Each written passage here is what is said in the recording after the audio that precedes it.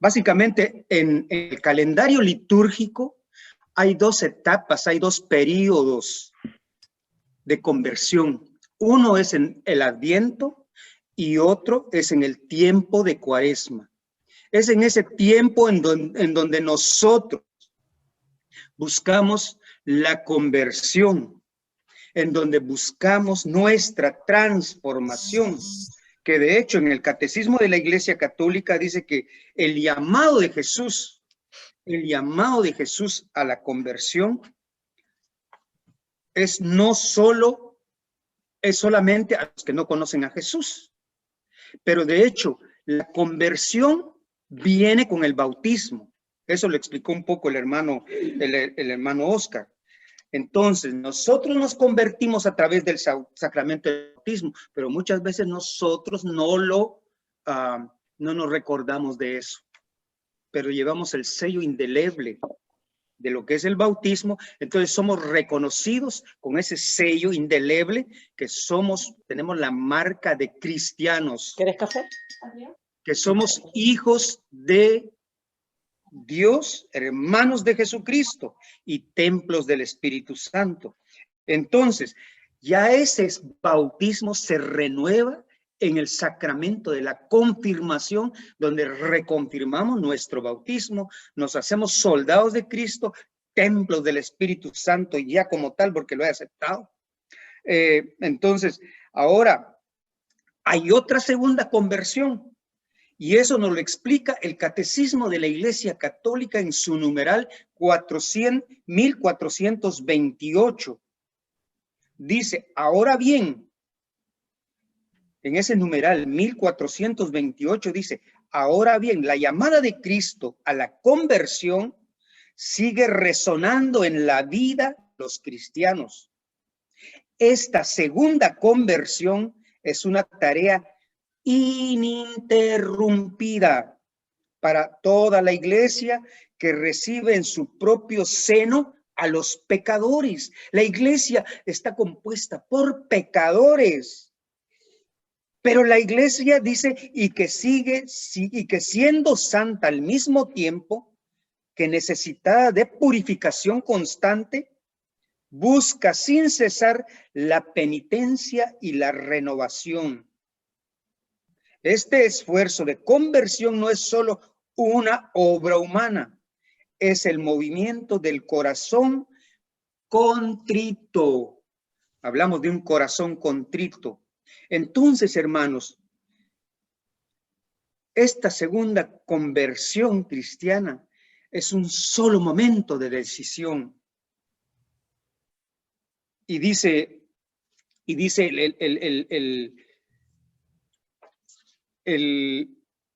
la carta de San Pablo a los Corintios, en el capítulo 5, en el versículo 17, dice, si alguien está en Cristo, es una nueva creación. El viejo se ha ido, el nuevo ha llegado.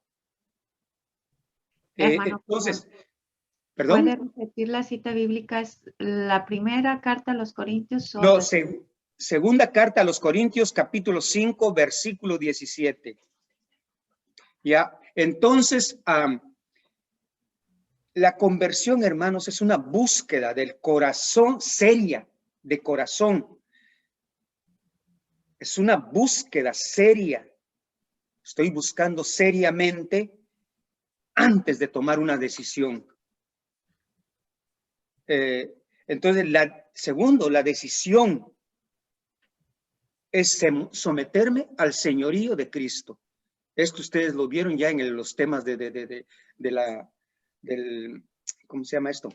Del primer seminario, el seminario de vida en el Espíritu. Entonces, es someterme al señorío de Cristo. Es un compromiso con el discipulado después de tomar esa decisión. ¿Se dan cuenta cómo va por pasos? Debo considerar seriamente, o sea, ese cambio de corazón para tomar una decisión. ¿Lo quiero hacer? ¿Quiero seguir en mi vida de borracho, de mentiroso, de egoísta? ¿O debo tomar una decisión y cambiar me debo someter al señorío de Jesucristo. Y este señorío de Jesucristo, Él me va a mandar a un discipulado. ¿Qué es un discípulo? Discípulo es el que está aprendiendo de Jesús. Es como un alumno que se le dice qué tiene que hacer después de tomar esta decisión. Nuestra vida es un constante aprender. Entonces, hermanos, hay una cosa muy importante para nosotros. En la conversión hay etapas. Hay etapas. Hay un momento de descubrir.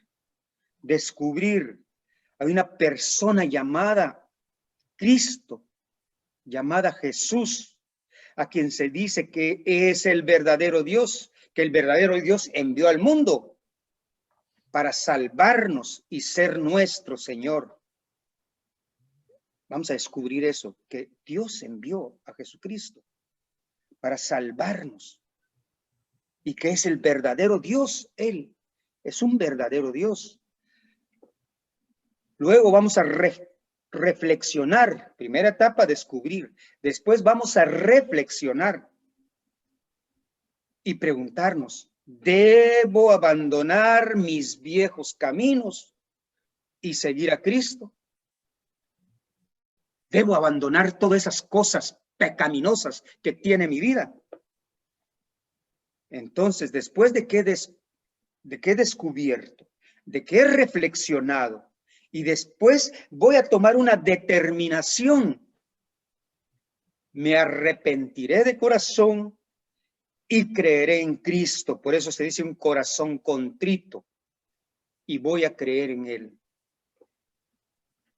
Luego viene otra cuarta etapa, que es la determinación. O sea, es dudando y resistiendo. Las fuerzas del mal van a tratar de atraerme de vuelta a la vida de pecado, a mis viejas costumbres. Entonces yo voy a decir, debo resistirme a ellos y seguir a Cristo. Por eso es dudar y resistir. Esa es la cuarta etapa. Luego vamos a obtener esa disciplina a través del Espíritu Santo, que se lo vamos a estar pidiendo. Me voy a identificar con el pueblo de Cristo, su iglesia. Voy a ir a esos mis reuniones de renovación carismática para ir creciendo. Viviré en sumisión a su señorío y al señorío de la iglesia y disciplina eclesiástica. Porque yo les dije en un retiro, no sé si se recuerdan, que lo más fácil y lo más difícil de ser católico es la obediencia. La obediencia. No podemos ser católicos y yo voy a ser un indisciplinado que no obedezco a la iglesia. No. Por eso dice, me voy a identificar con el pueblo de Cristo, que es su iglesia. Viviré en sumisión y su señorío y a la disciplina eclesiástica. Solo así, hermanos, vamos a conseguir y vamos a obtener esas etapas. Vamos a ver, vamos a pelear para que consigamos lo que es la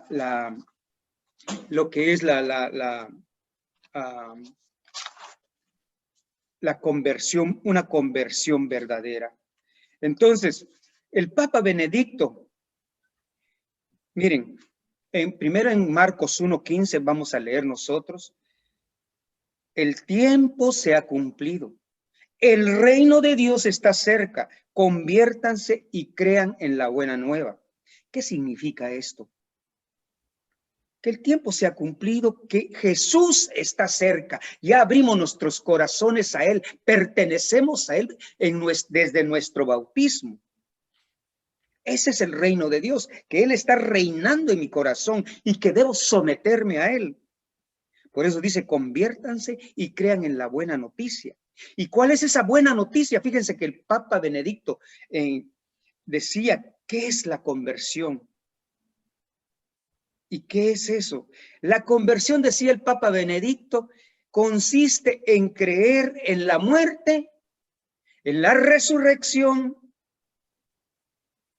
Consiste en creer en la muerte y resurrección de Jesús como realidades que se han dado para cada uno y que solo de la mano de Cristo es posible conocer y vivir la riqueza de su amor. O sea, ¿cómo se llama esto en renovación carismática o en la iglesia? Se llama el querigma.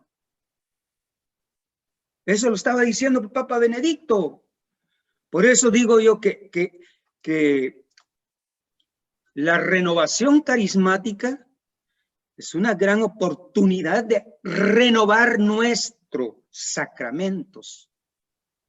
Es una constante renovación de nuestro sacramento, sacramento del bautismo, de la confirmación, que solo es posible conocer y vivir la riqueza de su amor, dice. Solo creyendo en ese querigma que se le da a la gente que no ha creído todavía, que sabe, tal vez era bautizada, pero que en el primer retiro de la renovación carismática se ha hecho. O sea, el querigma, creer en Jesucristo que murió y resucitó por nuestra salvación, que es el redentor de nosotros. Entonces, el Papa Benedicto es un gran teólogo, para mí es uno de los grandes teólogos de la historia de la iglesia. Sigue diciendo acerca de la conversión.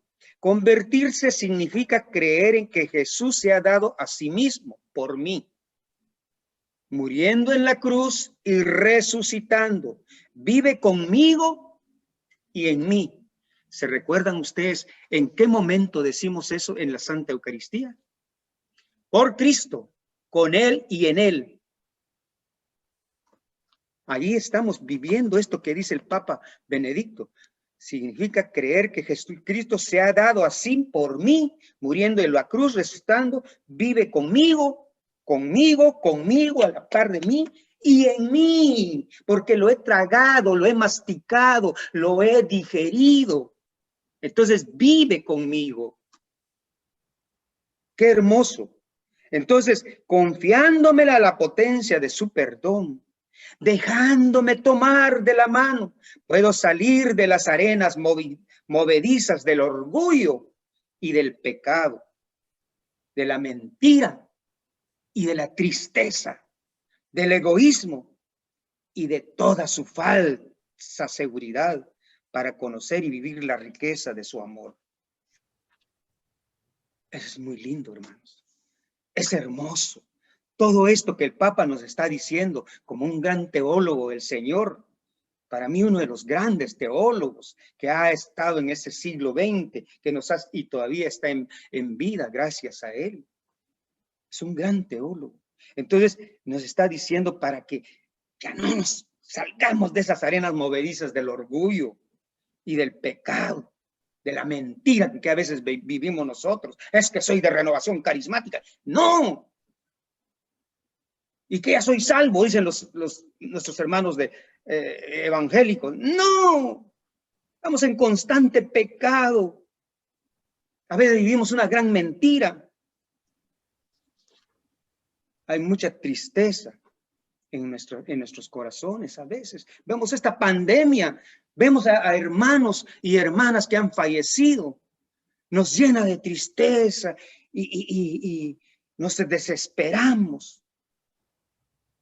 A veces obtenemos falsas seguridades. Tantos hermanos que he visto ahí con piedras, con no sé qué cosa, y buscamos falsa seguridad, hermanos. Y son católicos. Católicos que aún leen ¿cómo se llama? El horóscopo. Católicos que dicen, ¿y usted de qué signo es? Me decía una hermana, yo soy del signo de la cruz. De esa cruz que predicamos, no de cualquier otra cosa. Entonces, hermanos, para este tiempo litúrgico de Cuaresma, hay un llamado al sacramento de la reconciliación y a la conversión personal, decía el hermano Oscar. Pero para eso necesitamos hacer diariamente un examen de conciencia como paso primordial para obtener la conversión.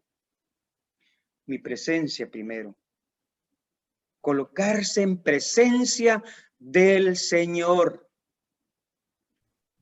Debemos, como segundo paso, debemos alabanza y gratitud. Recordémonos de las bendiciones que nos da Dios día a día. Las alegrías y las penas también, ¿por qué no? Las tristezas, las enfermedades. Y recordemos como tercero que es un proceso. Hay que reflexionar día a día en este proceso todos los acontecimientos de nuestro día, nuestros pensamientos, sentimientos y acciones. ¿Qué cosas sentí yo? ¿Qué cosas pensé? ¿Qué cosas hice durante el día? Ya. Y luego cuarto viene penas, las penas y conversión. Reconocer nuestros pecados y decidir de cambiar. Le hice un gran mal a mi hermano o hermana, pues debo volver a ella y decirle, perdóname por lo que yo te hice. Con esto no puedo cambiar. A veces no damos un puñetazo o un garrotazo al hermano, pero con nuestras palabras herimos muchas veces. Entonces, en este cuarto paso vamos a tener esa pena y la conversión. Me duele lo que hice. Reconozco mis pecados y voy a decidir cambiar. Luego voy a hacer un plan y promesa. Recuerden que lo que prometemos debemos de cumplirlo, porque el Señor escucha, planifica. Vamos a planificar intencionalmente un nuevo día para vivir receptivo a la gracia de Dios. Voy a planificar ese día para que Dios, yo lo reciba todas sus gracias en mi corazón. Hermanos, hay muchas lecturas en el Evangelio, pero les voy a recordar nada más la parábola del hijo pródigo. Esta parábola, yo pienso que ningún hombre hubiera atrevido a inventarlo, solo Jesús. Pero ese tema lleva completamente un retiro, es un retiro completo el tema de la parábola del padre que recobra a su hijo. Pero en esta parábola, así a rasgos, ustedes ya la conocen. Cuando vayan, está en Lucas 15, del versículo 11 al 32. Dice, un hombre tenía 2 hijos. El menor dijo a su padre, padre, dame la parte de la herencia que me corresponde. Y el padre les repartió sus bienes. Se fue a un país lejano. Malgastó todos sus bienes. Este es un primer, voy a llamar tiempo. Es un primer tiempo del pecado. Del pecado. Es del versículo 1 al 5. Luego viene un segundo tiempo. Es un segundo tiempo que dice, comenzó a sufrir privaciones. Entonces fue y se puso al servicio de unos habitantes. Le envió a su campo para cuidar los cerdos. Él hubiera deseado calmar su hambre con las bellotas, pero nadie se lo daba. Entonces volvió en sí. Este tiempo es el tiempo de angustia. ¿Ven ustedes? Vemos nuestro pecado, después nos llenamos de angustia cuando hemos revisado eso. Luego viene otro tercer tiempo en esta parábola. decía él, yo estoy aquí muriéndome de hambre. Me levantaré e iré a mi padre. Le diré, Padre, pequé contra el cielo y contra ti. No merezco ser llamado hijo tuyo. Trátame como uno de tus jornaleros. Entonces partió y volvió a la casa de su padre. Este es el momento de conversión. Ese hombre se estaba convirtiendo porque vio su miseria y se dio cuenta. Luego viene otro cuarto tiempo. Cuando todavía estaba lejos, su padre lo vio y se conmovió profundamente. Y corriendo a su encuentro lo abrazó y lo besó. El joven le dijo, Padre, pequé.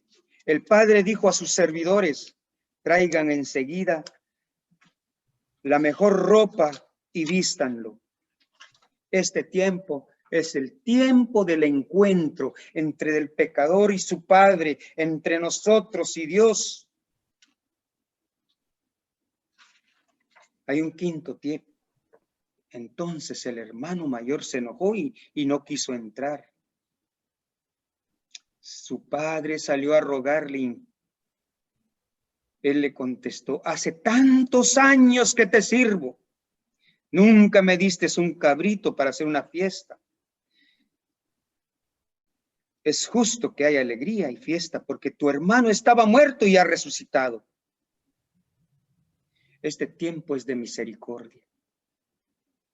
¿Se dan cuenta ustedes los tiempos que existen en la parábola del hijo pródigo? El pecado, la angustia, la conversión, el encuentro y el tiempo de misericordia. Pero San Lucas nos recuerda que hay una otra etapa que está en Lucas 15:7 y dice, habrá más alegría en el cielo por un pecador que se convierta que por 99 que no necesitan convertirse. Eso es participar en la alegría de Dios. Hermanos, queremos participar en esta alegría del Señor. Queremos participar en la alegría del Señor. Entonces, Marcos nos dice, el tiempo se ha cumplido. El tiempo se ha cumplido. El reino de Dios está cerca. Hay que convertirnos. Gálatas. San Pablo escribía a los Gálatas, por el contrario, el fruto del Espíritu es amor, alegría y paz, magnanimidad, afabilidad, bondad y confianza, mansedumbre y temperancia.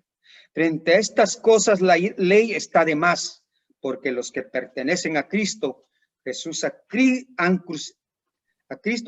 han crucificado la carne con sus pasiones y sus malos deseos. Si vivimos animados por el Espíritu, dejémonos conducir también por él. Entonces, hay algunas etapas de conversión que yo les quiero dar a conocer y que en la iglesia se habla bastante. Yo lo he sacado de algunos libros que he leído acerca de este tema. Hay un signo de conversión, el número 1, que dice que la conversión me tiene que dar un sentido de paz en mi alma, de paz en su alma. Es el primer signo de conversión, que usted va a tener una paz en su alma. Y aquí se cumple lo que Juan dice, lo que Jesús dice en Juan 14:27. Les dejo la paz, les doy mi paz, pero no como la da el mundo. No se inquieten ni teman. Hermanos, vivimos en una pandemia, no temamos. Vivimos en una recesión económica, no temamos, no nos inquietemos, que el Señor va a saber qué hacer con nosotros. Si hizo Él el cosmos, si hizo Él el universo, ¿cómo no nos va a sacar el Señor de todo esto? Vean que yo me enfermé del coronavirus. Ahí fue donde yo descubrí el sacramento del matrimonio. Ahí fue donde mi esposa Dijo, no, no te vas a ir al hospital, allá te vas a ir a morir. Arriesgó su vida. Ella arriesgando su vida por contraer ese mal, igual que mi hija, me cuidó. Se ponía su mascarilla, su guante, entraba a sobarme, a darme, a curarme. Entonces, ese sacramento es muy bonito. Ahí ella tenía una paz en el alma y decía, sé que te vas a curar. Yo no podía orar, ni podía hacia el Padre Nuestro. Entonces, les dejo la paz, les doy mi paz, pero no como la da el mundo. No se inquietan ni teman. Mi esposa no temió. Y ella me daba ánimo, no temas, mi amor, te vas a curar. Cualquiera que haya tenido una verdadera conversión, hermanos, sentirá un profundo sentido de paz dentro de sí mismo, porque se ha arrepentido de todos sus pecados. Y a través de Jesucristo será perdonado ante Dios. Romanos 5:1 también nos lo recuerda. Romanos 5:1. Justificados entonces por la fe, estamos en paz con Dios por medio de nuestro Señor Jesucristo. Por medio de Cristo vamos a ser libres de la carga del pecado. Ya no nos vamos a sentir bajo una pesada carga, porque Cristo lo levantará con nosotros y nos dará paz en él. Tus pecados te son perdonados. ¿Se recuerdan en aquella parábola cuando Jesús vio a aquella señora que estaba agachada? Le dijo, tus pecados te son perdonados, y se enderezó la señora. Y mientras caminamos con él, vamos a desear obedecerlo, mis hermanos, y guardar sus mandamientos, todos sus preceptos, que nos van a traer la paz. Como un hombre o una mujer sabio dijo una vez, hijo mío, no olvides mis enseñanzas, y que tu corazón observe mis mandamientos, porque ellos te aportarán largos días de vida y prosperidad. Que nunca te abandonen la buena fe y la lealtad. Átalas a tu cuello y escríbelas sobre la tabla de tu corazón. Proverbios 3, versículos 1-3. Ya no vamos a estar preocupados, hermano, porque tenemos muchas promesas maravillosas que Dios nos da a través de su palabra, la Biblia.